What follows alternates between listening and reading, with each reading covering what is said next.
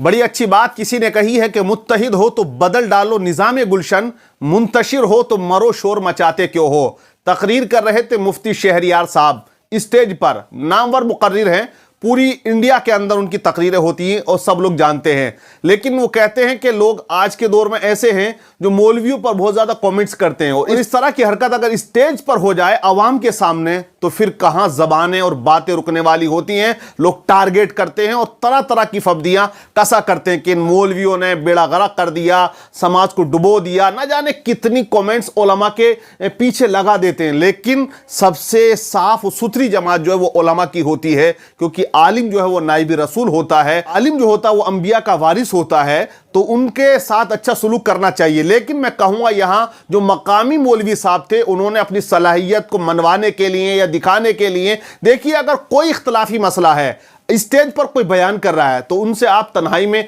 अकेले में जाकर बात करें और कहें कि आपने ये मसला बयान किया है, तो वो किस चीज के कायल हैं, आप किस चीज के कायल हो, और इख्तिलाफ हमेशा से रहा है। लेकिन यहां बड़े अफसोस होता है जब स्टेज पर इस तरह की हंगामा आराई होती है। आप देखिए किस तरह से यहां माइक लेकर बहसबाजी हो जाती है।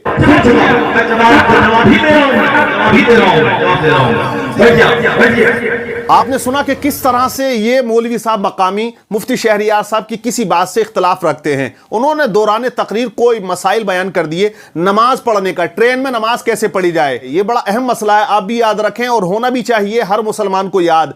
मुसाफिर जब निकलता है अपने घर से तो वो मुसाफिर कब कहलाता है, ये मसला याद होना चाहिए। पहले तो मैं आपको बता देता हूं, मुसाफिर वो इंसान होता है जो अपनी बस्ती से 92 किलोमीटर जाने का उसका इरादा हो, मतलब वो अपनी बस्ती से जा रहा और उसका जो सफर है वो 92 किलोमीटर कम से कम वो करेगा, तो वो अपनी बस्ती की हुदूदों से जब बाहर जाएगा तो वो मुसाफिर कहलाएगा। अब उस पर कसर वाजिब है। कसर का मतलब ये है कि नमाज जैसे जोहर की 4 रकात फर्ज है तो वो 2 पढ़ेगा, असर है 4 रकात फर्ज है तो 2 पढ़ेगा, ईशा में 4 रकात है तो 2 पढ़ेगा, यानी उस पे कसर करना वाजिब है। अब कसर जो है वो फर्ज नमाजों के अंदर है, 3 वक्त की नमाज, जोहर, असर, ईशा।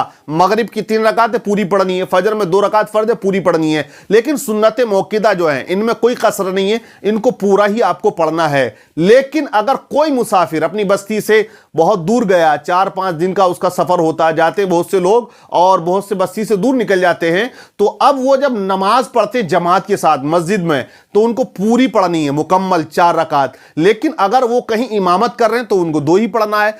लेकिन किसी की इक्तदा में वो नमाज पढ़ रहे हैं तो उनको मुकम्मल 4 पढ़नी है। तन्हा अगर पढ़ रहे हैं अपनी तो फर्ज नमाज उनको 2 पढ़नी है, सुन्नत मौकिदा और वित्र जो वो पूरे पढ़े जाएंगे। ये मसला आप याद रखें, ये मुसाफिर का मसला है जो सफर किया करते हैं। अब ट्रेन का जो मसला है, उलमा इकराम का जो मामला उसमें थोड़ा इख्तिलाफ है, कुछ कहते हैं पढ़नी चाहिए, कुछ मना करते हैं, इस तरह का इख्तिलाफ है। लेकिन यहां वो मसला बयान किया। अब जैसे ट्रेन का मामला है, आप देखते हैं कि हिंदुस्तान का जो माहौल है वो क्या है। ये आप वीडियो में आपको दिखा रहा हूं स्क्रीन पर, ये नमाज पढ़ रहे थे ट्रेन के अंदर, वीडियो बनाई किसी ने और उसको वायरल कर दी, कार्रवाई हुई, तरह तरह का एक्शन लिया गया, फब्दियां कसी गई, बहुत ज्यादा लोगों ने इसको जो है इशू बना लिया। तो आज जो माहौल है वो ऐसा है कि लोग जरा सी उस पर एक्शन ले रहे हैं, जरा सी क्लिप बना के आपके खिलाफ कार्रवाई कर रहे हैं। लुलु मॉल बड़ा फेमस हुआ, आपने देखा होगा, क्या वो 2 रकात नमाज, ये 4 रकात नमाज उन नौजवान लड़कों ने पढ़ी, कितना फेमस हुआ लुलु मॉल उस बात को लेकर। मतलब ये इस तरह की कार्रवाई, उस तरह की, हालांकि उन बच्चों को उठाया गया,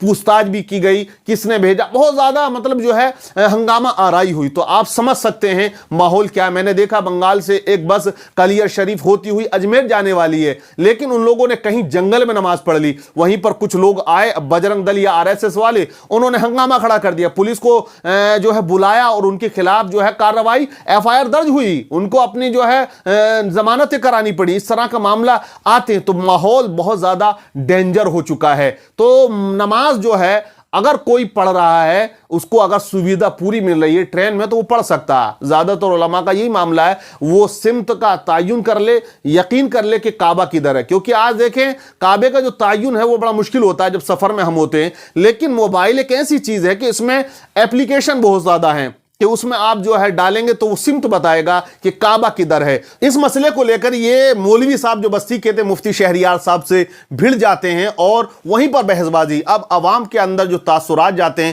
وہ آپ سب سمجھتے ہیں، بہت سے لوگ گالیاں دیتے ہیں علماء کو، یہ ان کا معاملہ، ان کا مقدر ہے، کیونکہ بدقسمت انسان وہ ہوتا ہے جو عالموں کی توہین کیا کرتا ہے، خوش قسمت وہ ہوتا ہے جو عالموں سے محبت کیا کرتا ہے، کیونکہ نبی فرماتے جس نے عالم کی توہین کی اس نے میری توہین کی، اور جس نے میری توہین کی اس نے اللہ کی توہین کی۔ مطلب یہ ہے کہ جو علماء کا گستاخ ہوتا ہے اس کا خاتمہ ایمان پر نہ ہو، یہ اس کا اندیشہ ہے۔ تو یہ یاد رکھیں، علماء سے محبت کرنی چاہیے، لیکن ایسی ویڈیوز، ایسی چیزیں جب آتی ہیں تو میری زبان پہ یہ شعر آتا ہے کہ اجنبی دشت ہے، ایک عالم تنہائی ہے، زندگی مجھ کو خدا جانے کہاں لائی ہے، کس طرح میں کروں غیروں کی شکایت، آخر میرا گھر لوٹنے والا ہی میرا بھائی ہے۔